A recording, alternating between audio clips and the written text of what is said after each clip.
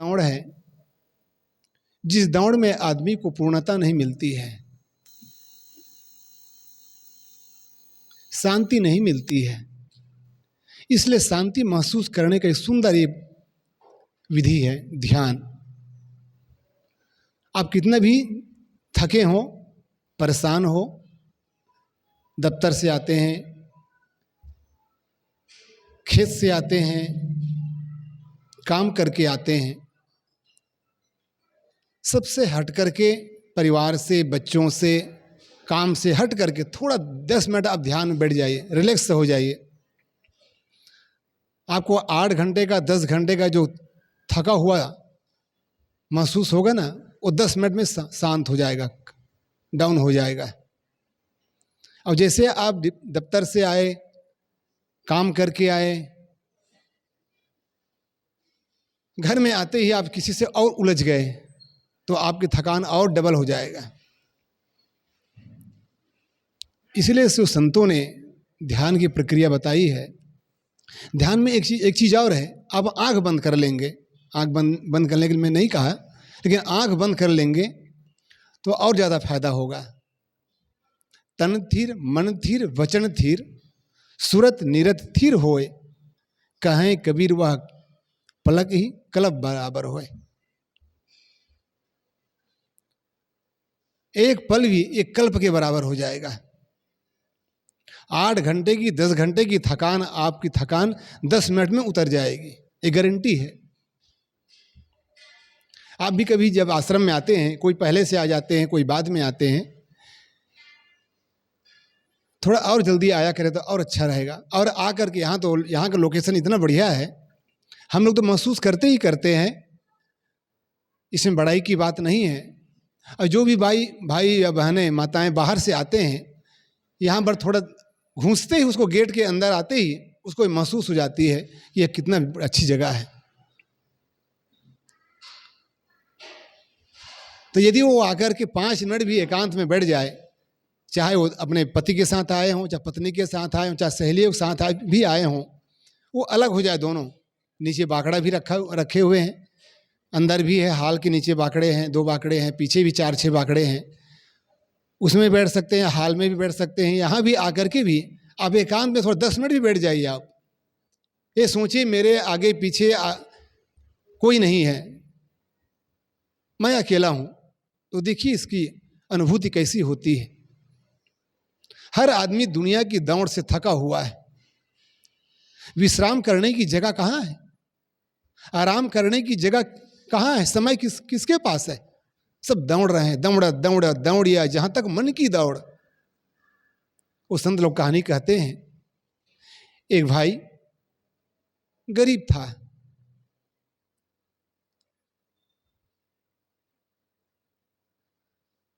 धन का अभाव था, जमीन थी ही नहीं। वो खोजते खोजते खोजते खोजते बहुत दूर चला गया। एक शहर में गया, वहां एक राजा कहिए, जमींदार था। उसके पास वो व्यक्ति गया, वो अपनी कहानी सुनाया। उस राजा को, उस जमींदार को, उस धनवान को दया आ गई। उन्होंने कहा, तुम्हें कितनी जमीन चाहिए? अब गरीब की भूख तो बहुत लंबी होती है, उसको चाहे जितना मिल जाए। उन्होंने कहा, पैसा दे दूं चलेगा? उन्होंने कहा, हुजूर पैसा दे दोगे 2 दिन में खत्म हो जाएगा, जमीन मिल जाएगी तो उसमें मैं खेती करता रहूंगा, अन्न पैदा करता रहूंगा, जीवन गुजर करता रहूंगा, लंबे समय तक चलेगा, तो जमीन दे दीजिए। उन्होंने कहा, ठीक है, तुम्हें जमीन चाहिए तो ऐसा करो, यहां से दौड़ना स्टार्टिंग करो और सूर्य अस्त तक जहां तक तुम दौड़ सको, जहां तक तुम्हारा कदम पड़े, वहां तक जमीन तुम्हारी। अनाउंस कर दिया। और जमीन लेने के लिए बहुत लोग आ गए।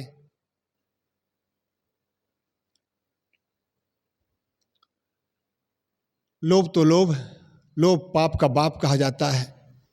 लोभ पाप का बाप है। उस आदमी ने दौड़ लगाना शुरू किया और दौड़ता रहा दौड़ता रहा दौड़ता रहा।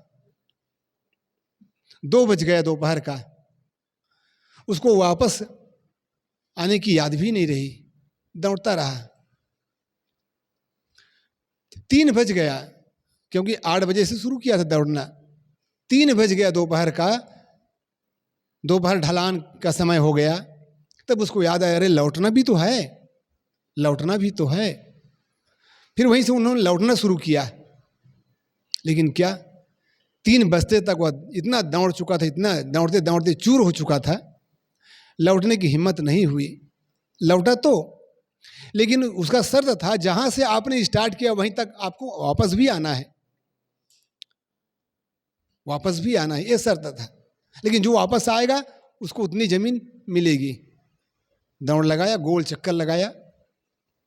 लेकिन अफसोस की बात है, वह लोभी व्यक्ति दौड़ा तो जरूर, लेकिन समय तक जहां से स्टार्टिंग किया था दौड़ने का, वहां तक वो आ नहीं पाया। और 5 बजते ही वो जहां पर 5 बजा था वहीं पर गिरा और बेहोश हो गया। लोगों ने दौड़ा, पानी छिड़का, लेकिन आंख नहीं खुली। अब 2 मिनटों में उसका प्राण पखेरु उड़ गए। उसको कहा गया भाई, इसका अधिकार इतनी ही जमीन है, हर आदमी 3.5 हाथ की है, और यूं कहें हर आदमी 2 हाथ की है। हर आदमी 2 हाथ की, 3.5 हाथ की है, 2 हाथ की है, हर आदमी 2 हाथ का है। आप गणेश भगवान में बैठाते हैं, कितने हाथ का बैठाते हैं? कितने हाथ का बैठाते हैं गणेश भगवान? 4 हाथ का, 4 हाथ का बैठाते हैं ना। अर्थात उसके 4 हाथ तो होते हैं ना, 4 हाथ के गणेश भगवान में बैठाते हैं। हाइट में भले हो सकता है, कोई 5 फीट का, कोई 2 फीट का, कोई 1 फीट का गणेश भगवान बैठाता है। आखिर बैठाता है आदमी 4 हाथ का ही गणेश भगवान बैठाता है, और हर आदमी 2 हाथ का ही होता है। सदगुरु कबीर ने क्या कहा है? चक्की चलती देख के दिया कबीरा रोए, 2 पाटन के बीच में साबुत बचा न कोई। यही 2 पाट है। सदगुरु विशाल देव ने कहा है, दुखिया सभी जीव है मन माया की चक्र। मन माया के चक्र, केवल 2 चक्र है। सदगुरु कबीर ने भी कहा 2 पाटन के बीच। ये 2 पाट क्या है?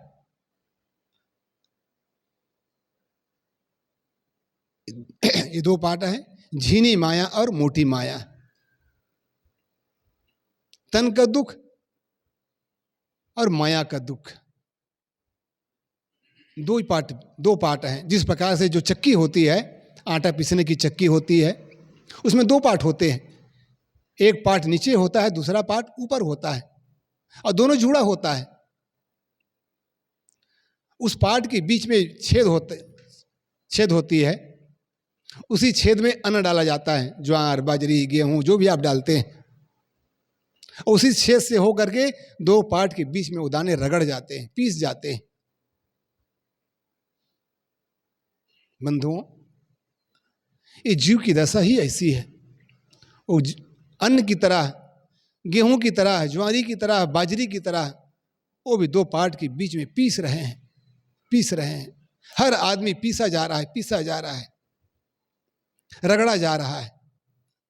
क्यों? क्योंकि आदमी के पास मन है और माया है। वैसे कबीर साहब ने कहा, मन माया तो एक है, मन और माया में कोई अंतर नहीं है। लेकिन आदमी सबसे ज्यादा है मन का परेशान है, मन से परेशान है। और मन से क्यों परेशान है?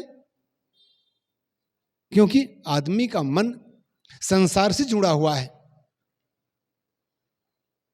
और संसार क्या चीज है? माया है। इसलिए माया से जुड़ा हुआ है, इसलिए आदमी दुखी है। जो संसार से नहीं जुड़ा है, जो माया से नहीं जुड़ा है, वही तो सुखी है। आखिर संसारी और सन्यासी में अंतर क्या है? कोई कपड़े का भेद है? कपड़े का भेद नहीं। कपड़ा तो केवल रंग का भेद है, मन का भेद है। मन का भेद है। एक संत एक राजा के पास गए, उसके महल में गए। राजा ने संत का स्वागत किया, सत्कार किया, गद्दी में बैठाया। खाने का समय हुआ, राजा और संत खाने के लिए बैठे डाइनिंग टेबल में। दोनों बैठे। जो संत भोजन कर रहे थे वही भोजन राजा भी कर रहे थे। बिस्तर में संत भी सोए, वैसे बिस्तर में राजा भी सोए। जो पानी संत पिए वही पानी राजा भी पिए। राजा को लगा संत और मेरे में कोई अंतर नहीं लगता है, वही खाना मैं खाया, वही खाया खाना राजा संत भी खाए। मैं भी बिस्तर में सोता हूं, संत भी बिस्तर में सोए। अर्थात जब जैसा व्यवहार मैं कर रहा हूं वैसे संत भी कर रहे हैं। फिर दोनों में अंतर क्या? कोई अंतर नहीं। ये बात संत के कान तक पहुंच गई। संत ने कहा, राजन भोजन भी कर लिए, आराम भी कर लिए, अब चलो थोड़ा टहलने चलते हैं, टहलने चलते हैं, घूमने चलते हैं। दोनों गए। जाते जाते जाते जाते बहुत दूर चले गए, जंगल की ओर गए। शाम हो रही थी। बार बार राजा के मन में याद आ रही थी, वापस होना चाहिए, वापस होना चाहिए, अंधेरा हो रहा है। लेकिन संत से कह नहीं पा रहे थे। संत ने कहा, चलो चलो जल्दी चलो भाई, क्यों पीछे हो रहे हो? संत की बात टाल भी नहीं पा रहे थे, कह भी नहीं पा रहे थे कि संत जी वापस भी चले। संत ने कहा, चलो चलो। फिर चले गए, जंगल के उस पार हो गए, जंगल पार कर गए। फिर उस राजा से रहा नहीं गया। उन्हें कहा, संत अब तो वापस चलना है कि नहीं, फिर आगे बढ़ना है? उन्हें, क्यों, पीछे क्यों जाना है, वापस क्यों जाना है? अरे महाराज, हमारे घर में रानियां हैं, नौकर चाकर है, इतना बड़ा राजमहल है, छोड़ के कैसे जाऊंगा मैं? अब आप तो फक्कड़ राम गिरधारी, लोटा रहना थाली, आपके पास तो कुछ है नहीं, ना बीबी ना बच्चे। कहते हैं ना, जिसके बीबी ना बच्चे नींद लगे अच्छे। आप भी एहसास किए होंगे, कुछ लोग एहसास किए जो बाहर से, उत्तर प्रदेश से, बिहार से कुछ यहाँ काम करने आए हैं। हालांकि घर में बीवी बच्चे हैं, लेकिन जब तक यहाँ हैं तब तक नींद अच्छे सो रहे हैं, अच्छी नींद लग रही है। लेकिन जिसके साथ में बीवी बच्चे हैं, नींद कहाँ आती है? सोने के लिए बिस्तर में गए हैं, बच्चा आ गया, पापा हम भी सोएंगे। अब उसको परेशान कर दिया। थोड़ी नींद लगी, फिर बीवी आ गई, अरे हटो जी थोड़ा सा उधर, मुझे भी सोना है। कहाँ सोने की नींद लग रही है? लेकिन जिसकी बीवी ने बच्चे, नींद लगे अच्छे। एक हमारे नागपुर में एक भगत थे, आहूजा साहब, नाम कुछ और था लेकिन आहूजा कहते थे। तो वो कहते थे, उसकी लड़कियां थी, शादी होकर चली गई ससुराल। 2 शायद लड़के हैं, वो भी दाल की मिलें चलाते हैं, अलग हैं। पत्नी भी चली गुजर चुकी थी। संत ने कहा, किसी संत ने पूछा, कैसे आहूजा साहब नींद लगती है? अरे बीवी ने बच्चे साहब, नींद लगे अच्छे, कोई चिंता नहीं, कोई टेंशन नहीं। तो संत ने कहा, अभी तो तुम महल में कह रहे थे ना कि संत और मेरे में क्या फर्क है? अब तुम्हें बार बार राजमहल की, रानी की, खजाने की याद आ रही है, हो गया अंतर ना? अरे मेरे पास, मेरा भी है, कुटिया है, कुटिया में जो भी कुछ है वो मेरे लिए सब कुछ है। लेकिन मैं तुम्हारे घर में 2 दिन रहा, मुझे कुछ कुटिया की याद नहीं आई। क्योंकि संत वो होते हैं जहां पर जाकर के रम जाते हैं, वो पीछे की याद नहीं करते क्या हो रहा है। हमारे संत लोग भी जब यहाँ से निकल जाते हैं, कोई छत्तीसगढ़ चले जाते हैं, कोई बिहार चले जाते हैं, तो यहाँ से बाय बाय हो जाते हैं। कभी कभार ऐसे याद कर लिया, एक व्यवहारिकता बस कर लेते हैं, फोन कर लेते हैं। हमारी भी ऐसी आदत है। कभी कभार, एक बार हमारे अनुभव साहब ने कहा, साहब हम लोगों से नाराज हो गए क्या? आप फोन नहीं करते हैं। तो ऐसी बात नहीं थी मेरे मन में कि यहाँ से नाराज हूँ, उससे बातें नहीं करना है। लेकिन ऐसी एक भूल दशा आ जाती है कि जो हो रहा है अच्छा हो रहा है, और जो है अच्छे हैं। ये भी पता था कि यहाँ इतने संत हैं, आ भी रहे हैं, कोई जा भी रहे हैं, ये तो पता होता था। लेकिन फ़ोन करने की ज़्यादा ये बात नहीं आती कि वहाँ बार बार पूछते रहें कौन क्या कर रहा है, कौन कहाँ जा रहा है, क्या खा रहे हैं, क्या कर रहे हैं, ऐसी बात नहीं होती। निकल गए निकल गए। मस्त रहो मस्ती में, आग लगे बस्ती में, कहा जाता है। ये संतों की मस्तानगी है, और केवल संतों की नहीं है, हर जीव की मस्तानगी होनी चाहिए। इसी में तो हमारा मन उलझा हुआ है, फंसा हुआ है, इसलिए ध्यान की जरूरत है। भक्ति से हो ज्ञान, उससे ध्यान होता, ध्यान से हो त्याग, सब भवरोग खोता, त्याग से ही शांति सबको मिल सकेगी, शांति से ही जिंदगी ये खिल सकेगी। सदगुरु अभिलाष साहेब ने बहुत सुंदर इस पंक्ति में कहते हैं, भक्ति से हो ज्ञान, हमारे जीवन में भक्ति आनी चाहिए। कल वो उदाहरण दे रहा था, कल एक पति पत्नी आए, छोटा सा नन्हा सा बच्चा भी था, शायद आज की बात है कल की बात, शायद कल की बात है।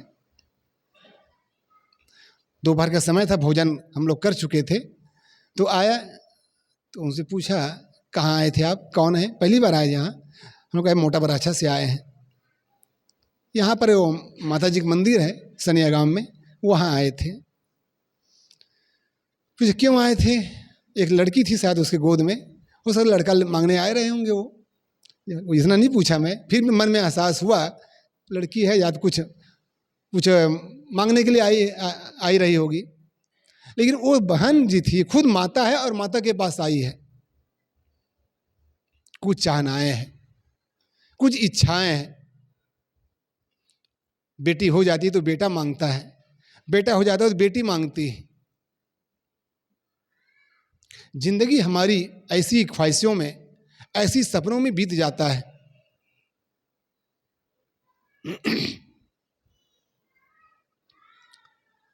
जिंदगी अधूरा रह जाता है। इसलिए किसी ने बहुत सुंदर कहा है, जिंदगी की तलाश में हम मौत के कितने पास आ गए, जिंदगी की तलाश में हम मौत के कितने पास आ गए। हम कितने करीब हैं मौत के, काल के कितने नजदीक आ चुके हैं। किसी को पता है कितनी दूरी है हमारी काल, हमारी मौत कितनी दूर में है? कोई पता नहीं। अभी हमारे अनुभव जी बता रहे थे ना, जवान लड़का, अभी केवल 2 साल ही शादी हुई है, 25 साल का नौजवान चला गया। अब उसकी दशा क्या होगी उस लड़की की जो 20 साल की भरी जवानी में है। अभी क्या सोच रही होगी, क्या उसके जीवन में घटना घट रही है, क्या करूं क्या ना करूं। ऐसी एक घटना घट गई है, मुझे याद आ गया, लगभग शायद 20 साल पहले की बात है। ऐसे उस पति पत्नी का, लड़की लड़का के शादी हुए लगभग 6 महीना हुआ था। 6 महीना ऐसे गर्मी दिन में हुआ, पानी आया, बरसात हुई, खेती का काम चल रहा था। लड़की जब से आई थी, शायद घर में थी मायके में, तब से कुछ बीमारियां, उसको तो कुछ बीमारी थी, अस्वस्थ रहती थी। शादी हो गई, ससुराल आने के बाद उसकी बीमारी और बढ़ गई। इलाज करा रहे थे लेकिन सफलता नहीं मिल रही थी। खेती खार का दिन था, जुलाई महीने का समय था। सभी लोग बैला लेकर के, नांगर लेकर के खेत में चले गए। पति भी चला गया, देवर भी चला गया, ससुर भी चला गया, घर के परिवार चले गए। घर में एक माँ जी थी और उस बहन जी को बार बार याद आ रही थी। डॉक्टर कह दिए थे देखो इलाज करते रहो, भगवान का नाम लेते रहो, यह आश्वासन दे दिया था। बहुत पैसा बहाया पानी की तरह, सफलता नहीं मिल पा रही थी। उस लड़की के मन में बार बार उदास टेंशन बनी रहती थी कि पता नहीं हो पाऊंगी, नहीं ठीक हो पाऊंगी, नहीं हो पाऊंगी, अभी मेरी जवानी भी कहीं खसकी नहीं है। सुनसान देखा घर में, घर तो लंबा था, जहाँ पर पीछे गाँव, जहाँ पर ढोर बांधा जाता था, जानवर बांधे जाते थे।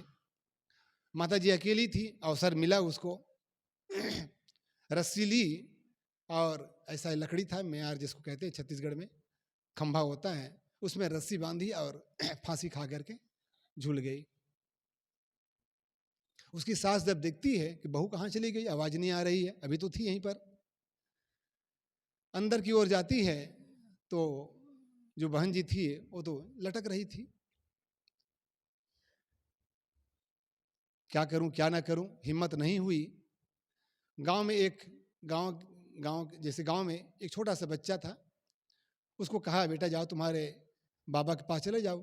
रिश्ते में वो चाची चाची कहती थी उसको, वो बहन जी को चाची चाचा।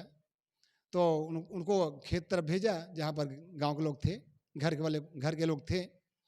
तो गए, बताए, और पहला मिल गया उसका श्रीमान जी जो खेत में काम कर रहे थे। बताया कि चाची फांसी लगा ली है। उसके जो घर का मुखिया था, बेटा को भेज दे, जाओ बेटा तुम पहले चले जाओ, हम लोग आते हैं।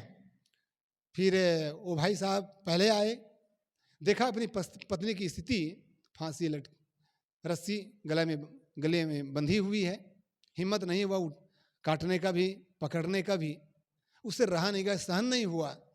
और अक्सर लोग कोठा में जहाँ पर जानवर बांधते हैं वहाँ पर भी खेत का दवा, कुछ रोग का दवा रखा जाता है बाहर में ही, कि बच्चे के पहुँच से दूर रखते हैं। उसे सहा नहीं गया, रहा नहीं गया, उन्होंने दवाई उठाया और पी गया। वो भी वहीं पर छटपटा करके प्राण त्याग दिया। जब उसके पिताजी आराम से आए, खेत तरफ से आए, दौड़े दौड़े वो भी आए क्योंकि ये घटना सुन चुके थे। आया तो क्या होता है, दोनों पति पत्नी गया। लेकिन वो सज्जन घर का व्यक्ति था, सत्संगी परिवार। बहुत मैं जब घर में था तभी से उसके हमारे घर में उस भाई का भक्त का आना जाना, हमारे पिताजी भी उसके घर में आया जाया करते थे। लेकिन उसके अंदर सहन शक्ति थी, बहुत अपने आप को संभाला, अपने परिवार को भी संभाले। पुलिस आई, केस हुआ, दोनों को पोस्टमार्टम करने के लिए हॉस्पिटल ले गए, दोनों की अर्थी उसी घर से निकाली गई। शादी हुए 6 महीना हुआ था। बताइए क्या दशा है उस घर की। ये उस घर की केवल कहानी नहीं बंधुओं, हर गांव की, हर घर की कहानी होती है, कुछ ना कुछ होती है। किसी के छोटे रूप में कहानी बनती है, किसी के बड़े रूप में कहानी बनती है। और हर आदमी के मन में, एक संत ने बहुत सुंदर कहा है, हर आदमी के मन में कभी कभी ऐसी पीड़ा आई है, वो कभी आत्महत्या करने के लिए भी तैयार हो गया है, या सोच लिया है, सोच आ जाती है कि अब मर जाऊंगा, मरना है मुझको, जीना नहीं है। तो आदमी की मौत कितने नजदीक है, फिर भी आदमी की इच्छा पूरी नहीं होती है, पूरा हो ही नहीं सकती है, क्योंकि इच्छाएं अनंत हैं। इसलिए इस अनंत इच्छा को पूरा करने के लिए केवल एक आधार है, वो क्या है? भक्ति। भक्ति के बल पर आदमी अपनी मुक्ति को सरलता से पा सकता है। केवल भक्ति चाहिए, भक्ति से हो ज्ञान, क्योंकि जो आदमी असली भक्ति करेगा उसको ज्ञान सचमुच में हो जाएगा। और ज्ञान क्या है? जीवन जीने की कला है। एक कला के बीच रे विकल होत सब ठाव। सदगुरु कबीर ने कहा एक कला जीवन में नहीं आती है, इसलिए आदमिता नहीं रह जाती है, मानवता नहीं रह जाती है, सहनशीलता नहीं रह जाती है, विवेक नहीं रह जाता है, धीरता नहीं रह जाती है। जीवन में भक्ति को उतारो। इसलिए आओ गुरु के भजन में हो जाए मगन, जिंदगी ये दोबारा मिले ना मिले। आओ कार्यक्रम के अंत में भजन गाए और अपने वाणी में विराम दूंगा। आओ गुरु के भजन में हो जाए मगन, जिंदगी ये दोबारा मिले ना मिले, चलती श्वासों को प्यारे न खोना कभी, रस न फिर से दोबारा हिले ना हिले। तेरी चादर तेरी काया ये चूनर अनमोल है। 9 महीना लगा था बुनते इसे, तेरी काया ये चूनर अनमोल है। 9 महीना लगा था बुनते इसे, भूल गफलत में चूनर जो फट जाएगी, दर्जी फिर से दोबारा सिले ना सिले। आओ गुरु के भजन में हो जाए मगन, जिंदगी ये दोबारा मिले ना मिले। देखना ये बगीचा न बर्बाद हो, बड़ी मेहनत से माली सजाया इसे।